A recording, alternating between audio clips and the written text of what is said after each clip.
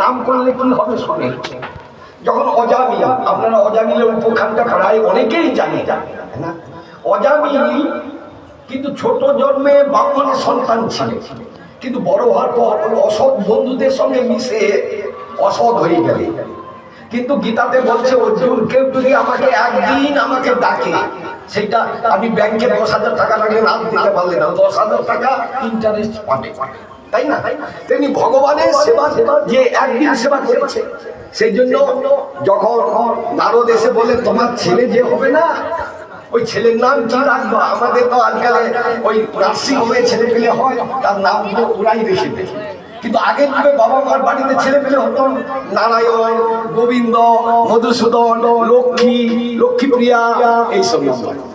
ওই নাম রেখে বলে তুমি তোমার ছেলে হলে তুমি নারায়ণ রাখবে। ওই অজামিল আর ভগবানকে ডাকে না, ওই ছেলেকে নারায়ণ নারায়ণ। নারায়ণ খেয়েছে কিনা, নারায়ণ স্কুলে গিয়েছে কিনা, নারায়ণ পড়াশোনা করেছে কিনা, নারায়ণ বলে ডাকে। দেখবেন আমরা যে কথাটা চিন্তা করি রাত্রে স্বপ্ন সেইটাই দেখি, তাই না? আমরা যেটা চিন্তা করবো সেই কথাটাই তো দেখবো। তা ওই নারায়ণ যখন যমরাজ বলছে যাও তো ওই অজামিলকে আমার কাছে নিয়ে আসো, ও পাপ করেছে, শাস্তি দিল। তা অজামিলকে তখন ওই মানে ওই জমের ছেলেরা চিত্রগুপ্ত সব বেঁধে রেখেছে, নিয়ে যাবে। আর ওদের চেহারা দেখে ভয় পেয়ে বলছে নারায়ণ তুই কোথায় রক্ষা কর, নারায়ণ তুই কোথায় রক্ষা কর। এই নারায়ণ বলে ডেকেছে ভগবানের যে নারায়ণ মৃত্যুর সময়। গীতাতে ভগবান বলেছেন অর্জুন, জং জং বাপি স্মরণং ভাবং ত্যাজ্য ত্যান্তে করে বড়। মানুষ চিন্তাকালে যেটা চিন্তা করতে করতে প্রাণ ত্যাগ করবে, সেই পরজন্মে সেই দেহটা প্রাপ্ত হবে। আমরা গোবিন্দ নারায়ণ নাম যদি ডাকি, গোবিন্দের ধামে যাবে। ওই কিন্তু দেখুন, ও কিন্তু ভগবানকে ডাকে না, ছেলেকে ডেকেছে নারায়ণ তুই কোথায়। ভগবান বললেন দেখো এক ভক্ত অজামিল তুমি নিয়ে এসো, নিয়ে আসো।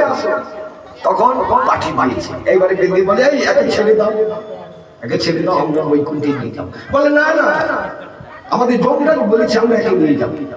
বলছে দেখো মৃত্যুর সময় নারায়ণ নাম দেখেছে, যত পাপ সব শেষ হয়ে গেছে, আমরা নিয়ে যাবো। ওরাও ছাড়বে না, এরাও ছাড়বে না, দুইজনে বিরাট সংঘর্ষ, যুদ্ধ, মোটামুটি। তখন কি করলেন, এদের ক্ষমতা বেশি নারায়ণ, আর যমরাজের ক্ষমতা তো কম, নারায়ণের ক্ষমতা বেশি, ঐশ্বর্য ভগবান তার ক্ষমতা কম। এখন ওদেরকে মার ধর করে তাড়ি দিয়েছে। তাড়ি দিয়ে যমরাজের চেলাগুলো বলছে প্রভু যমরাজ আপনারা চাকরি করবেন না। বলে কেন?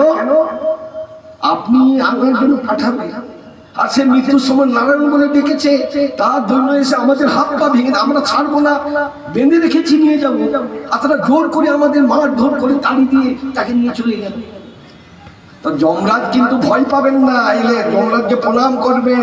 যমরাজ মহাভাগবত, মহাবৈষ্ণব, তাকে ভগবান একটা দায়িত্ব দিয়েছে, দায়িত্ব না দিলে তো তাহলে সবাই পাপ করবে, যমরাজ দায়িত্ব দিয়েছে।